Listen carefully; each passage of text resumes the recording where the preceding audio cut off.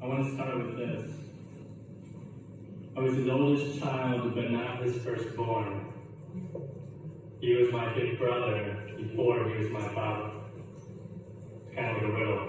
Like, let you guys think about that for a second. Now, some of you maybe understand some of that, in that Jerry was my stepdad. I call him Pop. I like to call him Pop. And he was my Pop for 30 years. But his firstborn, my lovely sister Amy, was his firstborn. What you might not know, which is pretty interesting, is that he was my big brother, kind of like big brother, big sisters, before he married my mother. So we had a relationship. He was my friend, and then he got to know my mother, and they got married. So I actually volunteered big brother, big sisters. I like to tell that story. That's pretty cool. So with that, I want to highlight something that was special about him,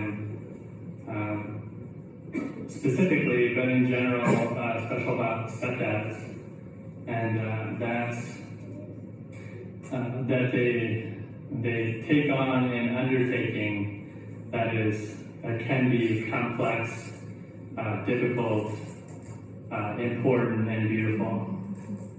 You know, when you take on a child and adopt one that isn't yours. And he did it graciously.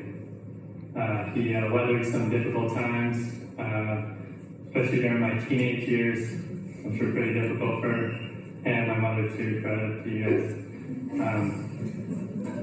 But he was a key to some of the best times, and he hard won the close relationship that we had.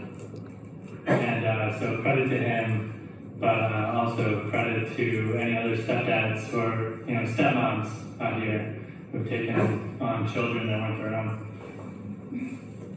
But the main thing I wanted to kind of highlight or think about today is what I believe was kind of like a master class of what Jerry taught with his life, with his actions. That he taught, in life and adversity. And the first thing is how he responded to adversity.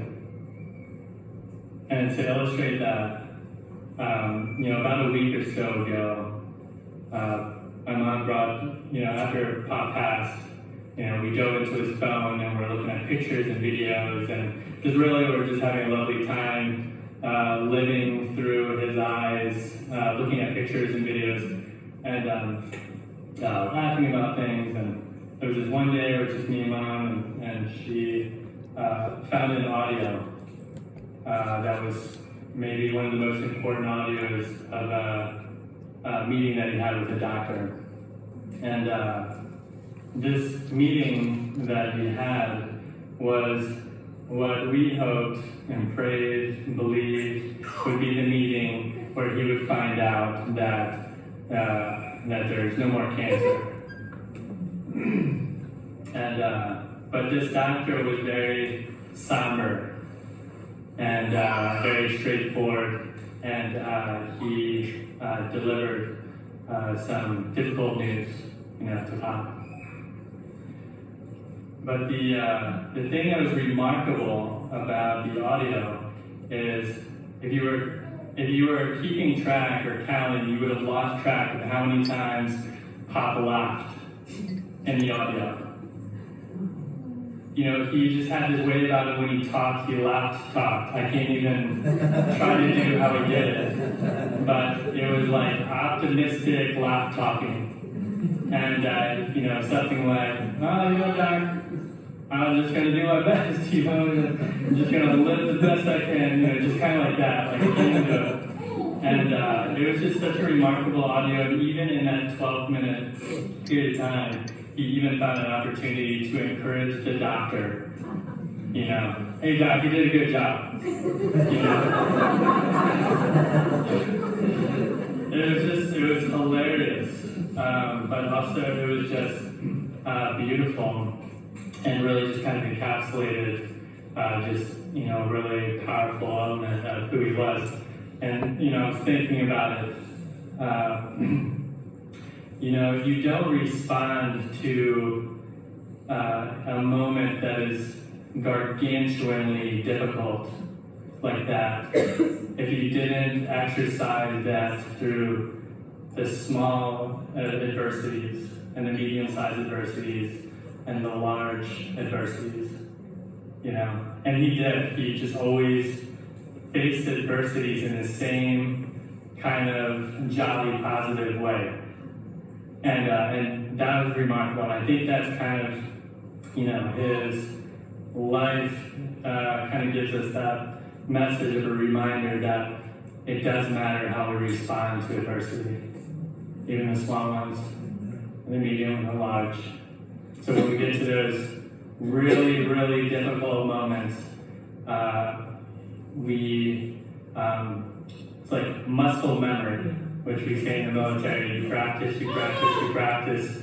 So when you're in the most difficult moment, you respond without even thinking about it. And that's how we responded in that moment. The second thing I want to highlight is how people responded to him in his adversity. And I want to illustrate that. There was this moment, it was one of the first doctor appointments I went to with him. We went to the ER at the VA, and Pop was dealing with some pain. He was struggling. And that first audio I talked about, that was one of the things that the doctor told him, like, hey, next time I talk to you, we're going to be talking about pain management. I know you're feeling good right now, but we're going to be talking about pain management. So fast forward, and it's one of the first doctors, I take him to the ER. It's one of the first times I'm with the doctor, and Pop's in pain. He looks discouraged from kind of battling the pain. And this doctor comes in, and her name was Anna. Appropriately named Anna. She was really just one of those, just had such a beautiful soul. And she sits down next to Pop, and she puts her hand on his knee, and she was just so sweet to him. And I'm sitting there and just kind of observing this moment, and just recognizing how beautiful it was. Just recognizing that it was important for his soul to have somebody in this moment just kind of caring, for him. And I'm observing this thing.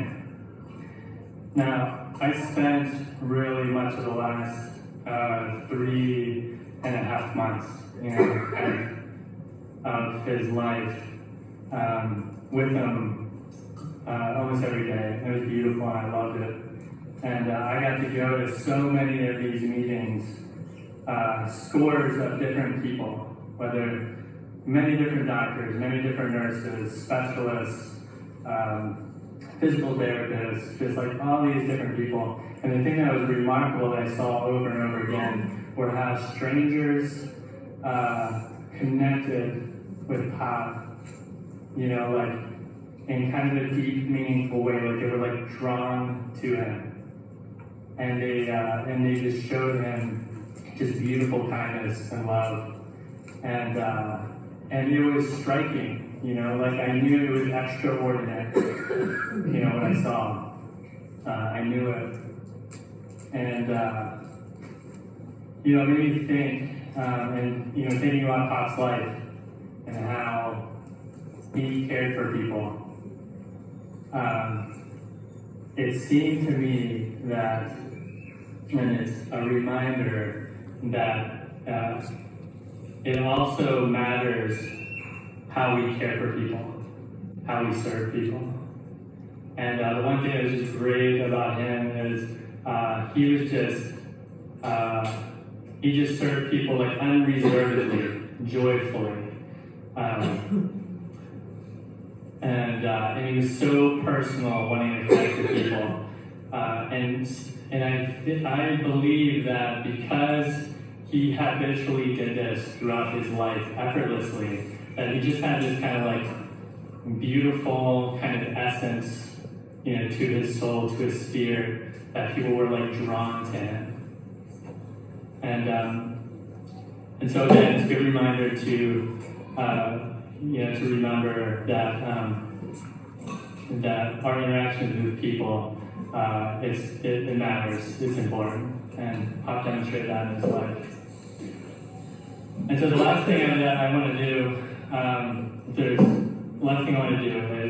back to that story about Anna. Now some of you who know me pretty well know that I'm a bit of a photographer.